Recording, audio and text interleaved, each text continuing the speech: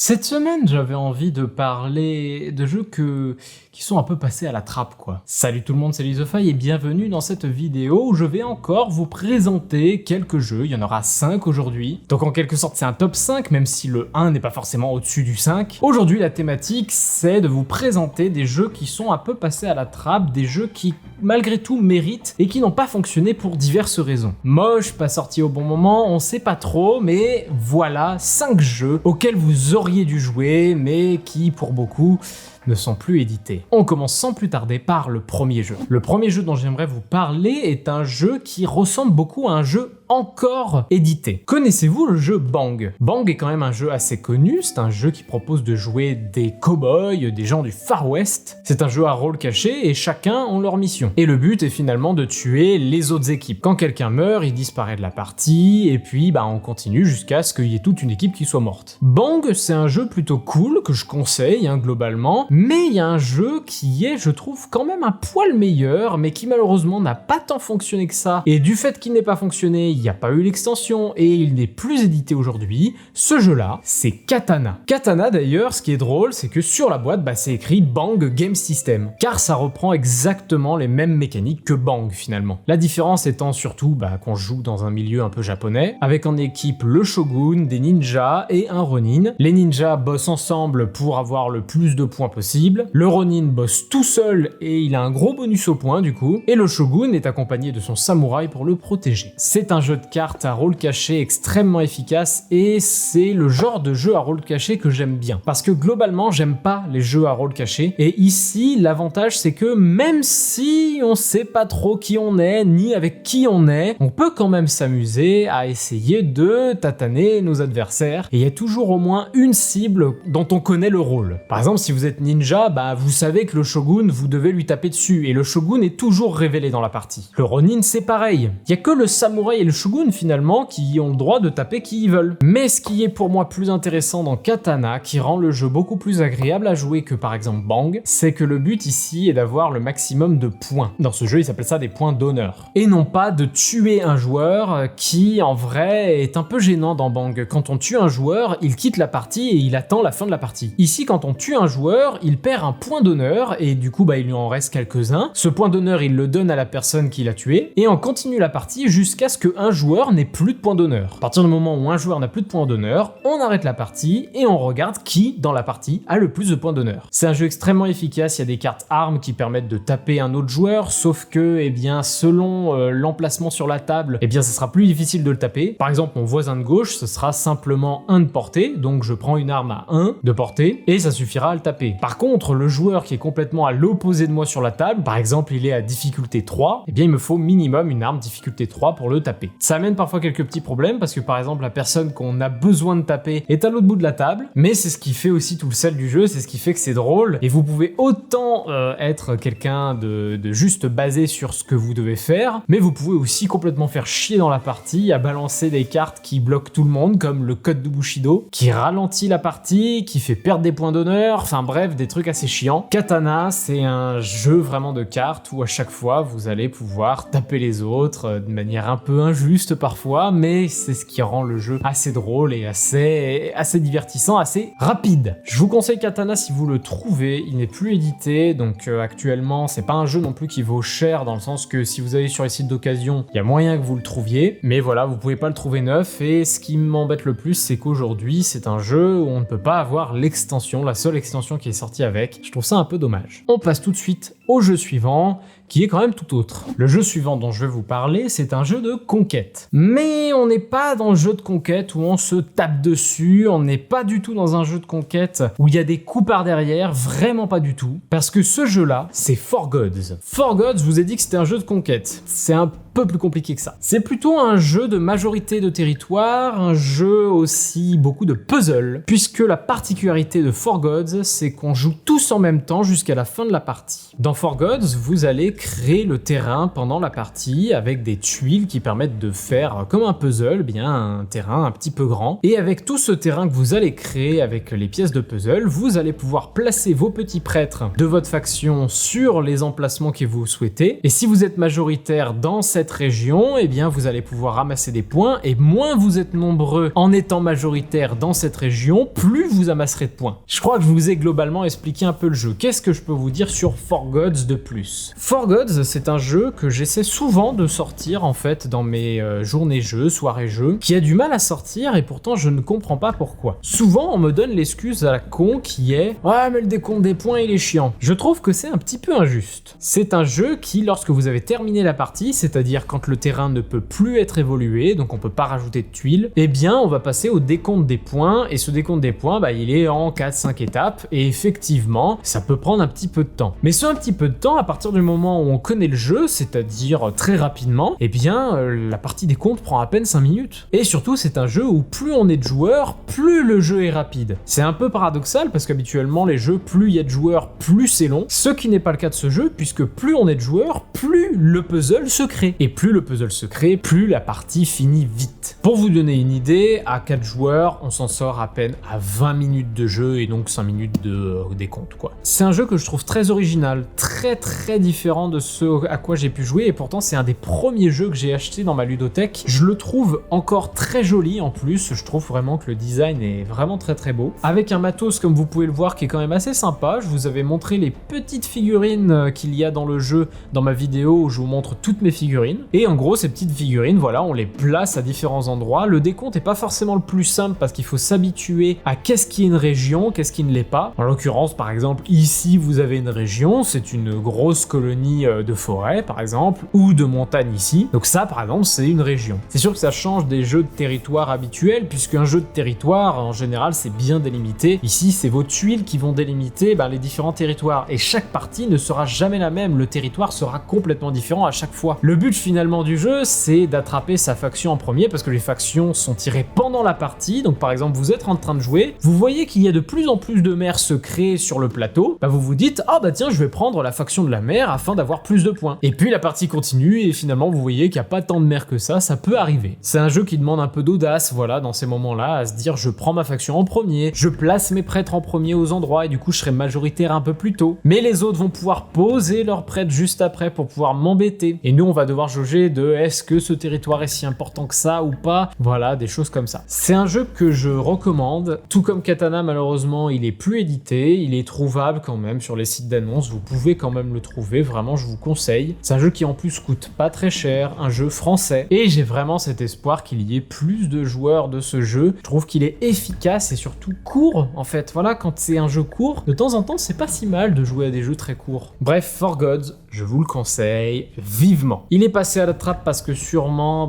c'est un peu dur de le vendre, hein, un jeu de puzzle conquête, c'est un peu étrange, et surtout parce qu'à côté il y a un peu moins de marketing peut-être avec cette boîte, je ne sais pas, mais je trouve que c'est un jeu très réussi. On enchaîne avec un jeu que je vous ai déjà montré aussi, puisqu'il s'agit d'un jeu que j'ai montré dans la vidéo où je montre toutes mes figurines, comme 4Gods d'ailleurs, et ce jeu-là représente pour moi un style de jeu que j'aimerais beaucoup plus voir dans le jeu de société, mais j'ai un peu de mal à en trouver. Si vous en avez, dites-le moi en commentaire. Il s'agit du Tower Defense. Déjà dans les jeux vidéo, je trouve que le Tower Defense est un style de jeu que je ne vois pas assez, ou en tout cas quand je les vois, je les vois pas à leur pleine capacité. Je trouve que c'est quand même un mode de jeu qui est quand même assez intéressant. C'est pour ça que pour des jeux un peu tout bêtes comme un Call of Duty, j'aimais jouer au mode contre les zombies parce qu'il y a ce côté, voilà, défense de lieu, etc. que j'aime beaucoup. Dans le jeu de société, j'ai celui-ci, j'en ai un autre aussi que je vous présente juste après, enfin c'est pas tout à fait un Tower Defense, mais celui-ci est entièrement un Tower Defense, il s'agit de Bad Bones. Bad Bones est donc un jeu de Tower Defense dans lequel chaque joueur a son plateau qu'il va devoir défendre. Il a 5 villages et ou une tour à défendre. Chaque étage de la tour lui rapporte des points, chaque village lui rapporte des points, et il va devoir défendre tout ça jusqu'à ce qu'un des joueurs ait perdu entièrement soit sa tour, soit ses villages. Déjà, qu'est-ce que je peux vous dire sur Bad Bones, à part que c'est un jeu qui vous en donne pour votre argent. Après, c'est un jeu qui vous en donne pour votre argent, mais si vous avez suivi la vidéo où je disais ce que je détestais dans les jeux de société, Bad Bones a un petit peu ce problème de, il n'y a pas de rangement. Le problème, c'est qu'ils ont voulu faire des gros plateaux, du gros matos, etc. Du coup, ça rentre contre sur la taille de la boîte quoi. Les plateaux sont très grands et ce qu'il y a à l'intérieur aussi prend pas mal de place, donc ils ont pas vraiment pu faire autrement pour le coup. Là pour le coup des inserts ça aurait pas rajouté grand chose quoi. Donc déjà c'est un jeu qui est pas très cher et qui vous en donne vraiment pour votre argent. Ensuite c'est un jeu qui malgré son aléatoire a un côté très stratégique sympa que je m'en vais vous détailler un petit peu plus. Vous avez un petit sachet dans lequel il y a plein de squelettes et à chaque fin de tour on va devoir piocher 3 squelettes et les faire apparaître sur son plateau selon le symbole qu'il y a sur les squelettes. Et chacun de ces squelettes va avoir un chemin tracé directement soit vers vos villages soit vers vos tours et ça peut être très gênant. Vous pour vous défendre vous avez deux choses. Vous avez un héros qui est cette petite figurine rose qui va se déplacer sur le plateau et à chaque fois qu'il marche ou que les squelettes lui marchent dessus il va tuer les squelettes. La deuxième chose qui va vous protéger ce sont des pièges. Il y en a 4 de base, il y a le mur qui va dévier le squelette, la catapulte qui va catapulter le squelette, le dragon qui va repousser les squelettes dans un autre sens, et le trésor qui va attirer les squelettes. Le problème c'est que ces pièges sont à usage très limité. En effet, quand vous avez utilisé un piège, il va se retourner et le but ce sera de le récupérer avant qu'il se fasse taper une deuxième fois et que donc il se casse. Donc vous allez perdre vos pièges assez vite, vous ne pourrez pas vous défendre aussi facilement à chaque tour. Chaque tour, vous pouvez soit réparer un piège, soit en poser un, ce qui fait que vous êtes souvent tiraillé et parfois il vaut mieux abandonner un village plutôt qu'abandonner un piège parce que ça sera plus simple pour la suite de la partie. La petite particularité en plus, c'est que je vous ai dit que vous pouviez dévier les squelettes ou les catapulter. Eh bien, vous les catapultez notamment chez les autres joueurs. Lorsqu'un squelette va sur une catapulte, il va aller chez un autre joueur que vous décidez. Lorsque vous déviez un squelette vers la droite ou vers la gauche, il va vers votre voisin de gauche ou vers votre voisin de droite. Et s'il va vers le haut, eh bien, vous l'amenez absolument où vous voulez. C'est un jeu qui est très fourbe, mais vraiment très fourbe. Il y a moyen de vraiment faire chier pas mal de gens avec ça. Par exemple, tu dis, mais toi, t'as 3 squelettes sur ton truc, tiens, je te rajoute 3 de plus. Et au bout d'un moment, c'est le gros bordel sur le plateau, il peut y avoir une dizaine de squelettes en même temps, voire plus. Et c'est un jeu qui est pas évident, vraiment pas évident, c'est un jeu qui est quand même assez complexe. Mais bon, les parties sont pas très longues en général, si ça va jusqu'à 45 minutes, c'est beaucoup. Et c'est un jeu qui vraiment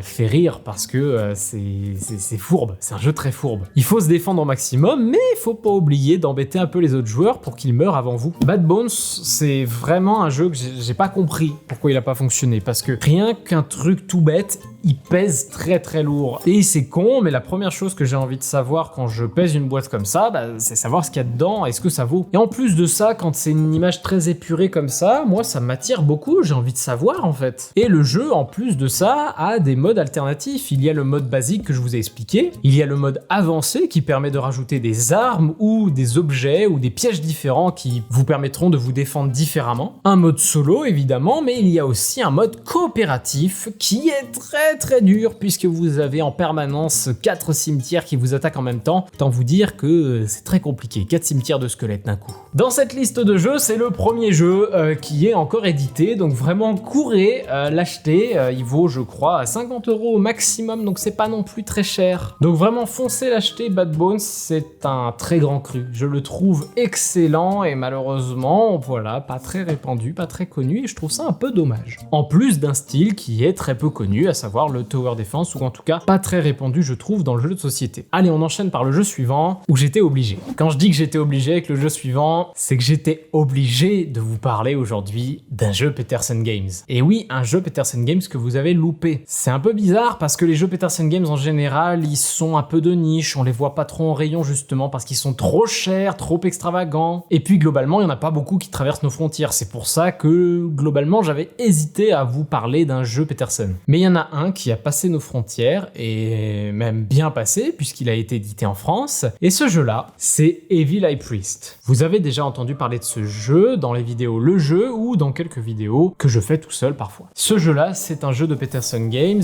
qui a été édité en France, un des rares à avoir été édité en France, et c'est un peu dommage qu'il n'ait pas fonctionné. Mais qu'est-ce que c'est en même temps Evil High Priest? Evil High Priest, c'est un jeu de pose d'ouvrier, un petit peu Tower Defense. C'est un peu bizarre comme mélange, mais globalement, c'est vraiment ça quoi. Je vais tout de suite passer par la case, expliquer pourquoi il n'a pas été vendu. Je pense que c'est majoritairement pour une raison, c'est qu'il n'attire pas beaucoup l'œil. Il n'est pas très beau, les plateaux sont pas impressionnants, le choix visuel pour comprendre ce qu'on regarde est pas forcément des plus adaptés, et puis globalement, on s'attend pas à un jeu de pose d'ouvrier avec une boîte comme ça, quoi. Mais j'aimerais lui rendre ses honneurs parce que je trouve que c'est un jeu quand même assez bien foutu. Tout en étant quand même, il faut l'avouer, un jeu très frustrant. Comme je viens de vous l'expliquer, c'est un jeu de pose d'ouvriers. Donc vous avez différents ouvriers qui sont ces petits meeples en bois qui sont très sympas, et durant la partie, vous allez poser vos ouvriers sur des cases qui vous rapporteront des ressources. Ça par contre, c'est vraiment un jeu de pose d'ouvriers des plus basiques. Vous avez de l'argent qui permet d'obtenir certaines ressources, qui permet d'obtenir d'autres ressources, qui permet d'obtenir une ressource ultime. Globalement, voilà, c'est de la montée en puissance comme ça, en toujours récupérer des petites ressources pour avoir des plus grosses, pour avoir des plus grosses, pour avoir des plus grosses. Pour le coup, ça, c'est vraiment pas compliqué. Donc ça, cette partie-là, elle est extrêmement basique. Ça, pour le coup, je peux pas lui enlever, le jeu est pas original pour un sou sur cette partie-là. Par contre, c'est sa deuxième partie qui est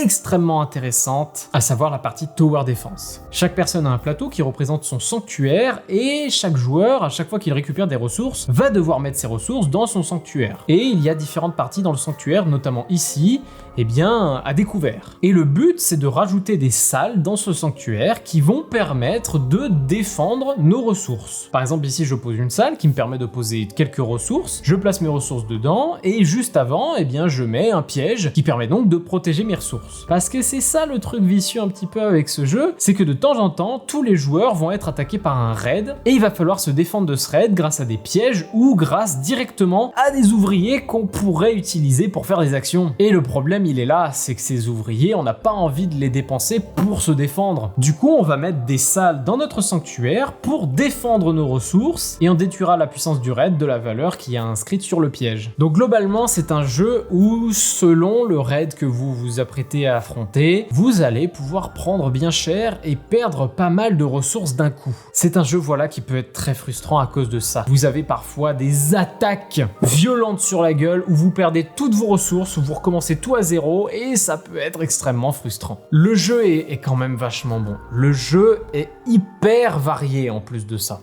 Sauf qu'il y a un petit bémol, je vais pas vous mentir, il est très très varié pour les joueurs anglophones. Même s'il y a quand même une solution. Evil High Priest, la boîte de base, est un petit peu légère, on va dire ça comme ça. Car dans la boîte de base, vous avez par exemple des monstres qui vous permettent du coup de vous défendre de certains raids, puisqu'ils ont un niveau de défense dessus. Le problème, c'est que dans la boîte de base, il n'y a que deux monstres, les profonds et le Shogot, qui est en exemplaire unique, qui ne sert que sur la carte de Cthulhu. Et les autres monstres, il y en a pas? Bah si, il y en a plein. Il y en a plein dans ces extensions qu'il y a ici, par exemple. Ces extensions n'existent pas en français et c'est un peu dommage. Surtout que ces extensions rajoutent des plateaux. Je finis d'expliquer du coup ce qui reste dans le jeu qui peut aider, avant de vous parler des différents plateaux. Donc les monstres, voilà, il y en a que deux, ça permet quand même de jouer, hein. Il y a ça, il y a pas de problème, mais c'est vrai qu'on aimerait quand même avoir un peu plus de variété dans les monstres. Surtout que les monstres dans les autres boîtes, ils sont quand même assez originaux. Il y a des monstres qui permettent carrément de faire des trucs un peu spécifiques avec les autres joueurs, ou même de carrément casser un raid entier. Donc voilà, ça ajoute vraiment de la diversité dans la partie. Et à côté de ça, on a les investigateurs dans les extensions qui permettent de rendre les raids un petit peu plus compliqués, mais du coup un petit peu plus variés aussi. C'est pas seulement une puissance de temps pour le raid, c'est des choses parfois un peu bizarres. Et un peu chiantes surtout. Bref, les extensions amènent quand même ce que j'appellerais pour moi le jeu complet. Oui, ce jeu pour moi, c'est un peu une version tronquée du jeu. La boîte de base, pour moi, il manque beaucoup de choses. Pour autant, on peut quand même s'amuser, hein. Franchement, je vous le dis, c'est un jeu de pose d'ouvrier qui est quand même assez simple et du coup assez dynamique et cool. Et il y a à l'intérieur deux plateaux de jeu qui sont les plateaux objectifs des joueurs, car pour finir une partie, il faut récupérer tous les signes des anciens qui sont sur ce plateau. Et quand tous les signes des anciens ont été enlevés, eh bien on arrête la partie. Dans cette boîte de base, on a donc deux plateaux, le plateau de Cthulhu qui permet d'ajouter un Shogot dans la partie et puis plein d'autres choses, puisque tous les plateaux ont leur spécificité, et le plateau de Shub-Niggurath qui va amener des raids forts très rapidement, qui va demander beaucoup de défense, et c'est un peu compliqué comme plateau. Et dans les autres boîtes de base, on a tous les autres. Là, on a les anciens, les marches chercheur des vents, le cygne jaune, le dormeur, les tchotchos, bref, il y a tout le reste quoi. Et ça permet encore plus de renouveler la partie, de rendre la partie super intéressante. C'est dommage que ces extensions ne sortent pas en français. En fait, elles auraient pu sortir en français justement si le jeu avait marché, mais le jeu, il n'a pas été très bien marketé. Et c'est dommage, les jeux Peterson pour moi, ils ont un truc en plus. La chose la plus importante pour moi dans les jeux Peterson, c'est qu'il y a de la variété de gameplay d'une partie à une autre, et surtout des actions extrêmement simples à chaque fois. C'est un jeu de pose d'ouvrier à la con, vous avez juste un truc à faire et chaque action est basique. Il n'y a pas des trucs hyper compliqués où on doit réfléchir pendant 10 ans à ce qu'on fait, même si parfois on peut faire un peu de calcul, ça existe. Mais voilà, ça a la simplicité d'un jeu Peterson, ça a la fluidité d'un jeu Peterson, et c'est pour ça que moi je trouve que c'est un jeu assez réussi. Juste pour vous rassurer, si vous avez envie de jouer à Evil Eye Priest et que vous vous dites « Ah, j'aimerais quand même avoir les extensions ». Autant je ne peux rien pour vous en ce qui concerne les plateaux. Il va falloir soit les importer sur le site Peterson Games, soit prier, ou soit juste abandonner de les avoir. Par contre, pour les cartes, il y a une possibilité. Pete, vous le connaissez, Pete. Voilà, Pete a traduit ou récupéré toutes les cartes des extensions pour les faire en français sur un site qui s'appelle makeplayingcards.com. Je vous mets le lien en dessous, ça vous permet d'acheter absolument tout le paquet de cartes et vous le recevez voilà dans un petit paquet comme ça, et en plus les cartes sont complètement plastifiées et voilà, vous avez les différentes cartes par exemple d'investigateurs, de monstres, etc. qu'il y a dans les extensions. Ça vous permet quand même de profiter un peu du reste du jeu, d'avoir finalement le jeu complet pour pas trop cher en plus, donc vraiment profitez-en si vous voulez Evil Eye Priest entre guillemets complet, même si du coup il manquera les plateaux. Mais rien qu'avec ça, vous allez pouvoir vous amuser et je vous conseille vivement Evil Eye Priest qui est pour moi un jeu qui n'a pas eu son succès et c'est vachement dommage. Bref, j'arrête de parler d'un jeu Peterson. On va finir avec un jeu qui a pas marché aussi. De toute façon, c'est le thème de la vidéo. Le dernier jeu, je comprends pas. Enfin, si je comprends, il est sorti dans une mouvance où justement on essayait plus ou moins de faire concurrence ou de surfer sur cette vibe qui sortait ces temps-ci. Cette vibe-là, c'est la vibe Zombicide. Souvenez-vous, quand Zombicide est arrivé en 2012, eh bien voilà, on trouvait que c'était un jeu quand même assez incroyable quand il est sorti, un peu hors norme en fait, c'était le premier Kickstarter qui a succès. Aujourd'hui, on voit énormément de jeux réussir comme le font Zombicide, sauf que, eh bien à l'époque, c'était pas du tout répandu, c'était même complètement de niche et franchement c'était un jeu qui valait cher pour l'époque. Et puis il y a des éditeurs qui ont essayé de sortir leur épingle du jeu, de sortir des jeux qui pouvaient s'inspirer ou en tout cas concurrencer Zombicide, et celui que je vais vous présenter aujourd'hui c'est un jeu en soi qui le concurrence, sauf que c'est pas un Zombicide. Ce jeu-là, c'est Zombie 15. Zombie 15 minutes. Il porte très bien son nom puisque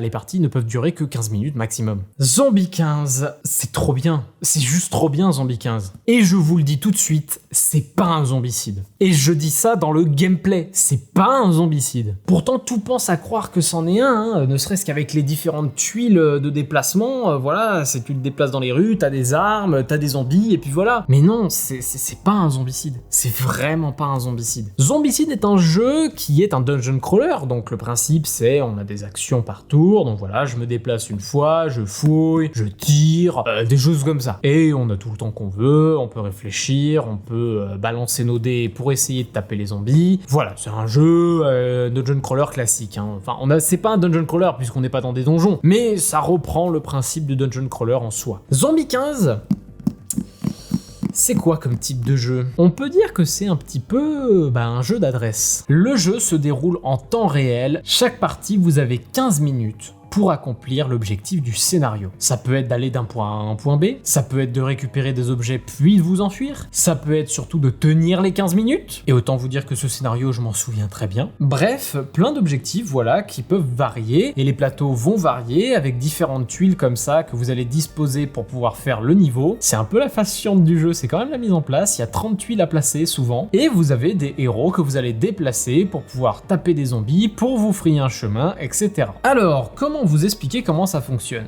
Imaginons, on va dire qu'on est à 2 joueurs. Donc chaque joueur contrôle un personnage et chaque joueur a 5 actions possibles par tour. Le principe, c'est qu'il va prendre son personnage, il va dire 1 je me déplace, 2 je tape, 3 je me déplace, 4 je tape, et ensuite il va dire à toi pour que le joueur suivant joue. Car c'est un peu vicieux dans ce jeu, si on ne dit pas à toi, le joueur suivant il joue pas. Donc il faut bien penser à dire à toi, vraiment. Et donc on va enchaîner comme ça, par exemple ici, eh bien la première personne a joué, donc ensuite il enchaîne, l'autre, 1 je me déplace, 2 je me déplace, 3 je me déplace, 4 je tue les zombies. Il faut toujours voilà décrire ce qu'on fait à chaque action, car le but c'est de bien voir chaque action pour voir si on n'en a pas fait une de trop, une de moins, etc. Et l'efficacité de ce jeu, c'est justement que voilà, c'est très rapide comme ça, on ne peut pas faire un scénario en plus de 15 minutes, et on va devoir récupérer des armes qui vont nous permettre de tuer des zombies sur le chemin ou de se défendre des zombies. Cette valeur permet de tuer les zombies, cette valeur permet de se défendre des zombies, donc par exemple ici c'est écrit 3, ça veut dire qu'on peut pas prendre de dégâts d'un groupe de 3 zombies, ou qu'on peut se barrer d'un groupe de 3 zombies. S'ils sont 4 par exemple, on peut plus partir. Et il va falloir accomplir chaque fois les scénarios le plus rapidement possible. Le problème, c'est que nos armes ont des balles ou des durabilités limitées, et du coup de temps en temps il va y avoir des temps morts où on va devoir se déplacer dans des maisons et fouiller, toujours le plus vite possible parce qu'on a toujours que 15 minutes. Donc on pioche des cartes, on va devoir garder certaines armes ou pas, et parfois on peut tomber sur des zombies en fouillant, et de temps en temps dans la bande son qui accompagne les 15 minutes, il y a des cris de zombies qui vont retentir et qui donc vont faire apparaître plein de zombies d'un coup, ce qui peut aussi beaucoup ralentir, et plus que ralentir,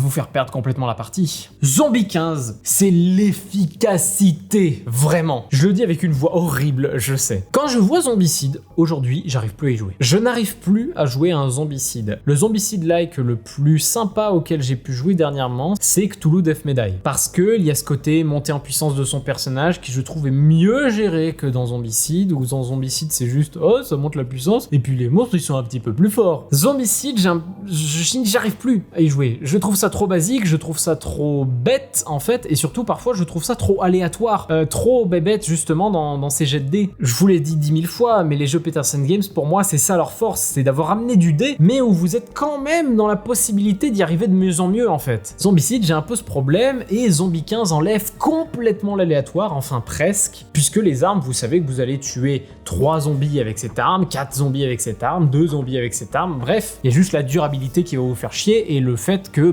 piocher les cartes d'objets, c'est aléatoire, c'est le seul aléatoire qu'il y a dans le jeu. Zombie 15, aujourd'hui, n'est plus édité, et c'est hyper dommage, parce que je considère que c'est un des meilleurs jeux auquel j'ai pu jouer. C'est vraiment un de mes jeux préférés, je trouve. Pourtant, je l'oublie souvent, vraiment, parce que il a ce design un petit peu générique.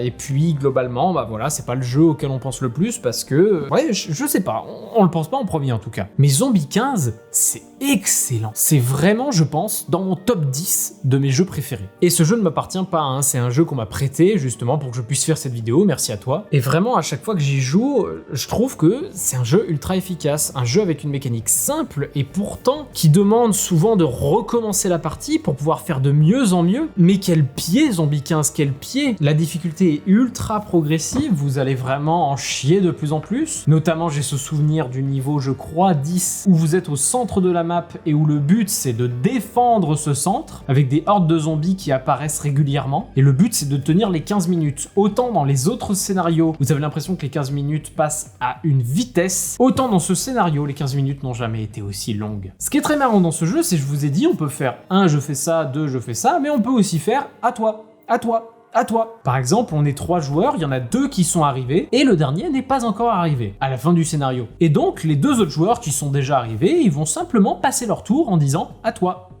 je me déplace, etc. Bref, il y a ce côté en fait où on peut passer nos tours très rapidement grâce à cette mécanique. Ça rend le jeu hyper drôle en fait dans sa façon de faire. Par exemple, vous êtes dans une maison, mais il y a beaucoup trop de zombies à l'extérieur, donc vous pouvez pas bouger. Donc pareil, là vous allez passer votre tour en disant à toi, et le jeu va continuer comme ça jusqu'à ce qu'on vienne vous chercher finalement. Zombie 15, si vous avez l'occasion de le trouver, achetez-le. Il est un peu cher parce qu'il y a vraiment beaucoup de figurines. D'ailleurs, c'est un des rares jeux à figurines qu'il ne faut pas peindre, car vous allez passer votre votre temps à manipuler les zombies en les balançant sur le côté, en les replaçant, en les rebalançant, en les replaçant, et vous allez défoncer toute la peinture. Donc ça ne sert à rien de peindre ce jeu, vraiment. Donc voilà, c'est un jeu un peu cher à cause de ces figurines. Néanmoins, ces figurines rajoutent de la lisibilité et de la praticité, et du coup, beaucoup de manipulations en fait dans la partie. À chaque fois que vous tuez un zombie, paf, vous les balancez. Je me déplace, paf, je balance les zombies que je tue, etc., etc. C'est très très dynamique. Et les autres joueurs, pendant votre tour, justement, ils doivent faire les autres actions, comme par exemple, poser les nouveaux zombies, piocher les cartes, etc. pour vous, pour optimiser, voilà, ces 15 minutes. Je sais pas comment vous vendre plus Zombie 15. Zombie 15, c'est trop bien. Zombie 15, jouez-y si vous avez l'occasion. C'est un jeu qui est dynamique, c'est un jeu qui est hyper jouissif quand vous réussissez un scénario. Je vous le conseille plus que tout. Et pourtant, il est passé à la trappe sûrement à cause des autres zombicides, etc. Parce qu'il a ce design hyper générique. C'est trop dommage. Merci beaucoup d'avoir regardé cette vidéo jusqu'au bout. Si vous l'avez vu jusqu'au bout, dites dans les commentaires justement #AmorZombicide. Comme ça, je saurai que vous avez vu la vidéo jusqu'à la fin et je verrai que du coup, vous avez vu que Zombie 15 est 10 fois mieux que Zombicide. Je suis un peu tatillon avec Zombicide, en réalité, je peux y jouer, hein. Je peux y jouer et passer relativement bon moment, mais il y a tellement mieux que Zombicide, tellement. Je vous dis merci encore une fois. Abonnez-vous à la chaîne pour ne pas rater les autres vidéos de conseils de jeu ou de futures vidéos le jeu, ça arrivera, ne vous inquiétez pas, et d'ici là, portez-vous bien, et puis moi, je vous dis, salut!